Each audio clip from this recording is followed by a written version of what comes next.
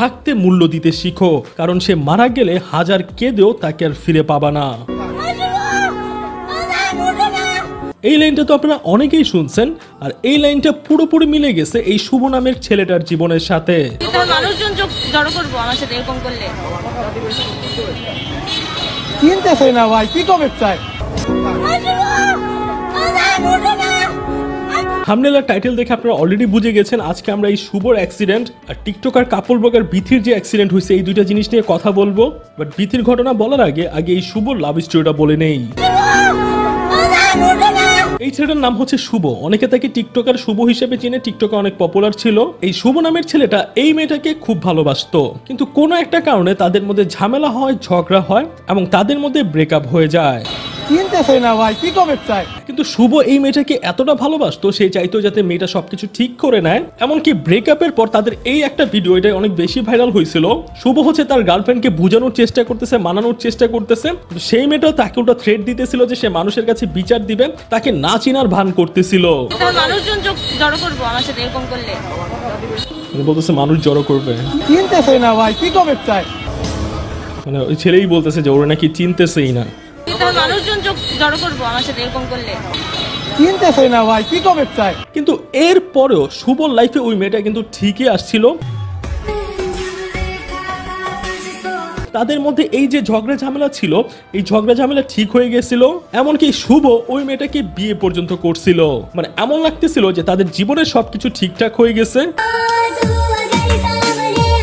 হঠাৎই রিসেন্টলি একটা সড়ক দুর্ঘটনায় এই শুভ নামের যে ছেলেটা সে হচ্ছে মারা যায়, এবং সেই সময় তার যে ওয়াইফ, মানে যেটা তার গার্লফ্রেন্ড ছিল, যার সাথে তার ঝগড়া লাগছিল, যেই মেয়েটা নাকি একটা সময় তাকে চিনতেও চাচ্ছিল না, চিনতেছে না ভাই, কি কবে চাই, সেই মেয়েটাই এই শুভর জন্য এইভাবে কান্নাকাটি করতেছে।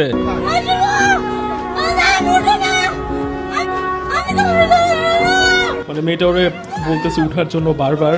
মানে যেই মেয়েটা একটা সময় এই ছেলেটাকে না চেনার ভান করতেছিল, সেই মেয়েটাই আজকে এই শুভর জন্য এইভাবে কান্নাকাটি করতেছে।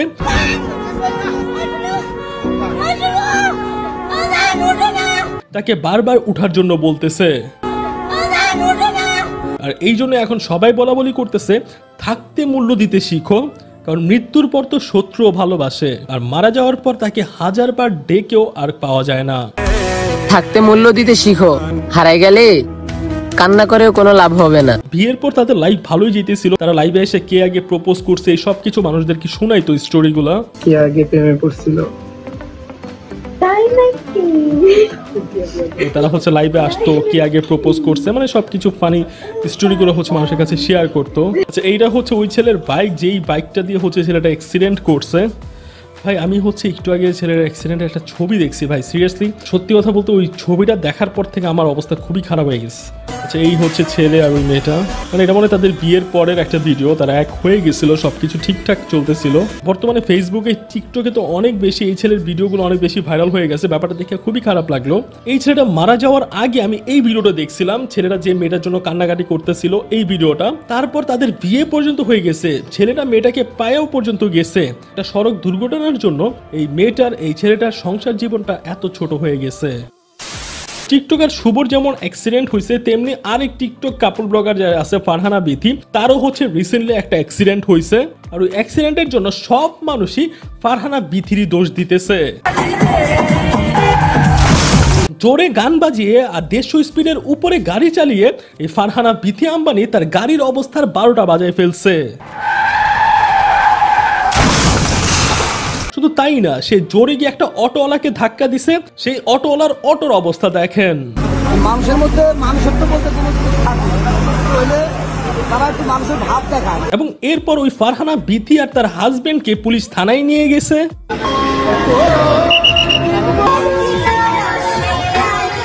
এবং ওই অ্যাক্সিডেন্টের জন্য ফারহানা বিথি এবং তার যে ফ্রেন্ড, তারা দুইজনেই মাথায় ব্যথা পাইছে। তবে এত কিছুর পরেও ম্যাক্সিমাম মানুষই কিন্তু এই অ্যাক্সিডেন্টের জন্য ফারহানা বিথিকে দোষ দিতেছে। এই কমেন্টগুলো একটু দেখেন, সবাই কমেন্টে বলতেছে আমরা গাড়িতে উঠলে আল্লাহ রাসূলের নাম নেই, আর তোমরা রাতের বেলা এইসব গান বাজনা বাজে, ডিজে গান বাজায়া এত স্পিডে গাড়ি চালাইতেছিলা। আচ্ছা, এখনকার রাস্তাঘাটে যে অ্যাক্সিডেন্ট গুলো ঘটে এর ম্যাক্সিমাম দোষ অটোওয়ালাদের থাকলেও এইখানে অটোওয়ালার দোষ নাই। বিথি নিজেই বলছে একটা ট্রাকের সাথে তার রেষারেষি চলতেছিল, ট্রাককে ওভারটেক করতে গেছে, করছি একটা ট্রাককে ওভারটেক করতে যে আর একটা ট্রাক সামনে আসে, সেই ট্রাককে ওভারটেক করতে যে অটো আসছে সামনে, অটোর সাথে ধাক্কা লেগে আমার গাড়ির অর্ধেক ভেঙে গেছে। হ্যাঁ, দেন বের হয়ে সে হচ্ছে অটোর সাথে লেগে গেছে। দোষ ট্রাকওয়ালার হোক কিংবা বিথির হোক, বেচারা অটোওয়ালার তো 12টা বেজে গেছে। অটোওয়ালাও নাকি অনেক বেশি ব্যথা পাইছে। আমি বিপদে পড়ছি, আমার গাড়ি নিয়ে আমাদের এসে ভাইরাল করার জন্য ওরা হচ্ছে ভিডিও করতেছে। আপা, আপনি দেখে ভিডিও করতেছে এরকম কিছু না। কোথাও অ্যাক্সিডেন্ট হইলে মানুষ এমনি ভিডিও করে, আর আপনি ওদেরকে বলতেছেন ওরা নাকি ভিডিও করে আপলোড করতেছে। আপনি নিজে কি করতেছেন?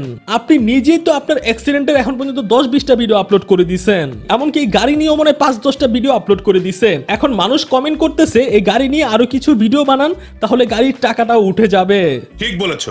বাই দ্য ওয়ে গাইস, আপনি যদি আমার বাংলাদেশি রিয়েক্টর চ্যানেলে নতুন হয়ে থাকেন আর চ্যানেলটা এখনো সাবস্ক্রাইব করে না থাকেন, প্লিজ তাড়াতাড়ি সাবস্ক্রাইব করে দেন। ভাই, আমার কাছে কেন জানে মনে হয় এই ফারহানা বিথির সময়টাই খারাপ যাইতেছে, আর এই সব কিছু শুরু হয়েছে ফারহানা বিথির এই শো অফ মার্কা ভিডিওটার পর থেকে। এই ভিডিওটা একটু দেখেন। ফারহানা বিথি অনেকগুলো টাকা দিয়ে বলতেছে, মানে মানুষ যখন বলে টাকা দিয়ে সুখ কিনা যায় না, ও দেখতেছে, মানে ও লিখতেছে ও রিয়েলি বেবি, মানে ও ঘুরতেছে, ওর কাছে টাকা আছে, ওর সুখ পাইতেছে, ঘুরতেছে, বিদেশ যাইতেছে, গাড়ি দিয়ে ঘুরতেছে। এই ভিডিওটা সে কিছুদিন আগে আপলোড করছিল, মানে তার টাকার জন্য তার কত সুখ হইতেছে এরকম একটা শো অফ টাইপের ভিডিও। এবং এইটা আপলোড করার পর থেকেই তার জীবনে যত বাস শুরু হয়েছে। আচ্ছা, কেন জানি মনে হয় এই ভিডিওটা সেই লেভেলের কুফা ওর জন্য।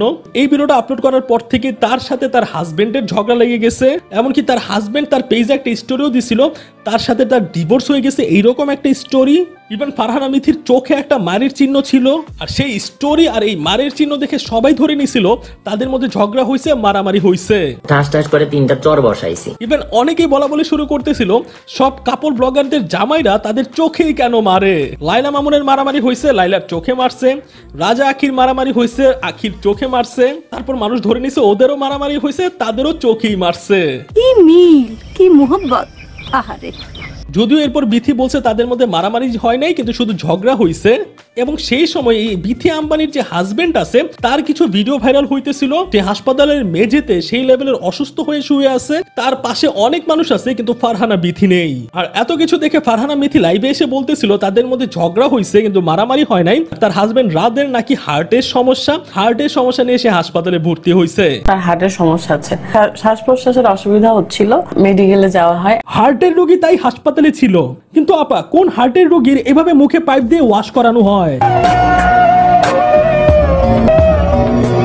আপনি বলতেছেন আপনার হাজবেন্ড হার্টের রোগী এই জন্য হাসপাতালে ভর্তি ছিল, আর আপনার হাজবেন্ড যে ভিডিও ছাড়তেছে সেখানে স্পষ্ট দেখা যেতেছে তাকে ওয়াশ করতেছে, মানে সে বিষ খাইছিল।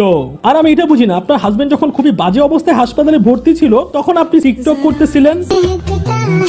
ইভেন হাজবেন্ডের এই অবস্থা, আপনি ব্লগে ভাত টাত খাইতেছেন, চা খাইতেছেন, আর বিভিন্ন প্রোডাক্টের অ্যাড করতেছেন। আপনার হাজবেন্ড যে ভিডিও আপলোড করছে সেখানে অন্যান্য ব্লগাররা আছে, আপনি নাই। আফসোস। আর এই অ্যাক্সিডেন্টের সময় সে একটা অটোওয়ালার অটোর অবস্থা 12টা বাজায় ফেলছে, তো অন্যান্য অটোওয়ালারা তাকে জেরা করবে, গ্রামের মানুষ তাকে দোষ ধরবে, এটা একটা স্বাভাবিক বিষয়। কারণ তুমি জোরে গাড়ি চালায় এসে একটা অটোওয়ালার অবস্থা 12টা বাজায় ফেলছো, এই জন্য সে আশেপাশের মানুষদেরকে বকতেছে তারা কেন ভিডিও করতেছে। ইভেন সে সেসব মানুষদেরকে এইভাবে বলতেছে, গ্রামের মানুষদেরকে। আর ওখানে কিছু গ্রামের অজপড়া, অশিক্ষিত, মানে বেয়াদব, কালচার বোঝে না, কিচ্ছু না, ওই কিছু মানুষ আর মানুষের বউগুলা। তো আপা, আপনি কি খুবই শহরের মানুষ, তাদেরকে এইভাবে গ্রামের মানুষ বলে অপমান করলেন? আপনি কি খুবই শহরের মানুষ? আপনি নিজেও তো গ্রামের মানুষ, আপনি নিজে থাকতেন আগে মাটির ঘরে। আমি আপনাকে ছোট করার জন্য বলতেছি না, বাট আপনি যেভাবে তাদেরকে অপমান করে বলতেছেন সেই ক্ষেত্রে বুঝাইলাম।